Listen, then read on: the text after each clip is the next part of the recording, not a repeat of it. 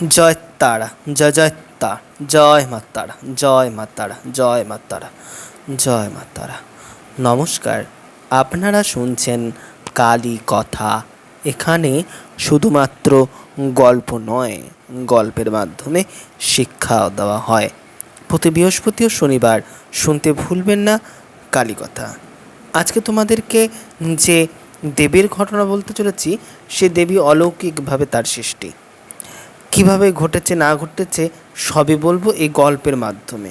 তবে সে অন্যান্য দেবদেবীদের মতন অতটা পরিচিত তিনি নন। তিনি একমাত্র সুন্দরবন এলাকার মানুষের কাছে বেশি পরিচিত। কে নিশ্চয়ই বুঝতে পারছ? যাক, না বুঝতে পারলে কোনো ব্যাপার নেই, আমি বোঝাচ্ছি। কিন্তু তোমরা ভুলবে না আমার ইউটিউব চ্যানেলটি সাবস্ক্রাইব করতে, বেল আইকনটি ক্লিক করতে এবং কমেন্ট আর শেয়ার করতে। এগুলো করে দাও। এবার আসল গল্পে আসা যাক। সুন্দরবনের দেবীর নাম হলো বনদেবী। ইনি কীভাবে দেবীত্ব পেলেন তা তোমাদেরকে জানাচ্ছি। গল্পটি শোনো, শুনে যদি ভালো লেগে থাকে তো যে জিনিসগুলো পূর্বে বলেছিলাম সেগুলো একটু করে দিও। একবার দুই ভাই মিলে মধু সংগ্রহ করতে বেরিয়েছিল বনের মধ্যে। দুই ভাই এর নাম হলো ধনা আর মনা। ধনা 18 জোয়ারের দেশের একটি মহলে মধু সংগ্রহের জন্য 7টি নৌকা বহর নিয়ে অভিযানে যাওয়ার পরিকল্পনা এঁটেছিল। কিন্তু তার ভাই মনা তাতে আপত্তি জানিয়েছিল। সে তার সাথে এক দরিদ্র রাখাল ছেলে দুঃখেকে নিয়ে গিয়েছিল। যাওয়ার আগে দুঃখের মা তাকে বলেছিলেন যে কোনো সময় গুরুতর সমস্যা বা বিপদের মধ্যে পড়লে বনবিবিকে স্মরণ করিস, তাকে স্মরণ করতে ভুলিস নে বাবা।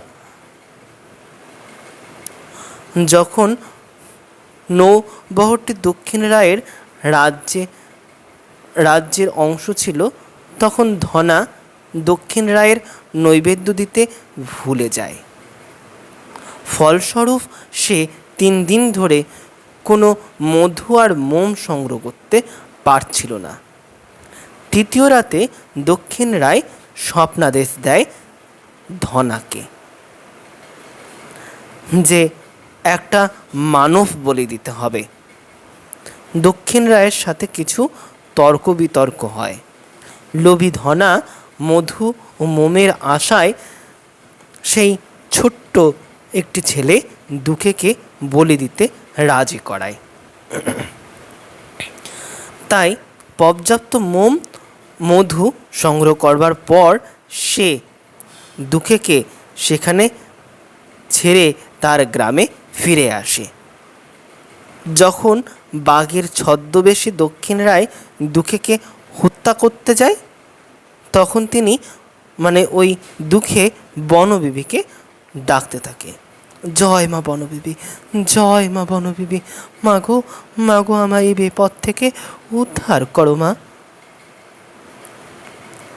তার মন্ত্র শুনে বা তার ডাক শুনে বনবিবি তার ভাই শাহ জাঙ্গলিকে নিয়ে তাকে বাঁচাতে আসে। শাহ জাঙ্গলি দক্ষিণ রায়কে পরাজিত করে আর পরাজয়ের পর দক্ষিণ রায় বড়খা গাজীর কাছে আশ্রয় নেন। বনবিবি ও শাহ জাঙ্গলি দক্ষিণ রায়কে সেখানে অনুসরণ করে। অবশেষে বড়খা গাজী দক্ষিণ রায়কে ক্ষতি না করার জন্য বনবিবিকে রাজি করাতে সক্ষম হয় এবং বিনিময়ে গাজী 7টি গাড়ির মূল্য জিনিসপত্র ভর্তি দুঃখেকে দিয়ে দেয় আর রায় তাকে পর্যাপ্ত পরিমাণে মোম আর মধু দান করে। বনবিবি তার পোষ্য কুমির শেখাকে তাকে তার গ্রামে পৌঁছে দেওয়ার নির্দেশ দেয়। গ্রামে ফিরে আসার পর দুঃখে পার্শ্ববর্তী এলাকায় বনবিবির পুজো জনপ্রিয় করে তোলে। এরপর ধনা তার মেয়ে চম্পার বিয়ে দেয় দুঃখের সাথে, যিনি গ্রামের চৌধুরী হয়েছিলেন। এর পরবর্তীতে সুন্দরবন এলাকায় আরও একটি পুজো যোগ হয়, নাম বনবিবির পুজো। এই বনবিবির বিবরণটি হলো এরকম: ইনি বাঘের ওপর অধিষ্ঠাত্রী এবং এনার কোলে একটি ছেলে এবং পাশে আরেকটি ইসলাম ধর্মের ছেলে বাস থাকে। তো এই ঘটনাটি কেমন লাগলো তা জানাতে ভুলবে না।